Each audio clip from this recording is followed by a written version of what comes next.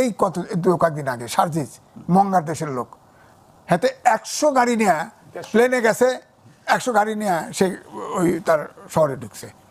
ওই তার দলেরই যারা প্রশ্ন তুলছে সে বলছে যে তার পরিবারের সামর্থ্য আছে, পরিবার সে নিজে বলছে যে আমার দাদার যে সম্পদ এটা আমার পক্ষে সম্ভব।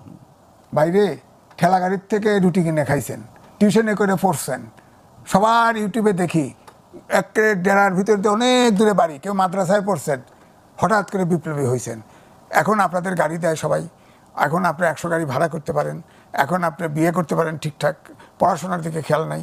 বলেন আপনি স্কুল থেকে শুরু করে ইউনিভার্সিটি ফার্স্ট ইয়ার পর্যন্ত প্রায় 7টি ব্যাচের ছাত্র এখন সরকার চালানো নিয়ে ব্যস্ত।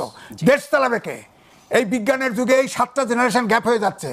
আগামী আপনি শিওর থাকেন আগামী 5 বছর পরে এই দেশ ধস নামবে, বিদেশে একটা লোক যেতে পারবে না। সব automation, computer, IoT, data science, সব এগুলোর কাজ হচ্ছে। এখন তো আমি তো এই যে কিছুদিন আগে সৌদি আরবে গেলাম, ব্যাংককে গেছি, সেখানে তো রোবট, একটা হসপিটাল একটা রোবট ঝাড়ু দিচ্ছে, পরিষ্কার করতেছে, রোবট অপারেশন করতেছে, আর এরা দেশ চালানো ব্যস্ত।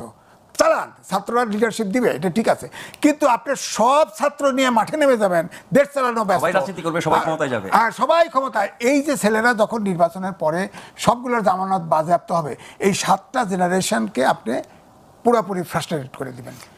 7টা প্রজন্ম ধ্বংস করে কাল লাভ।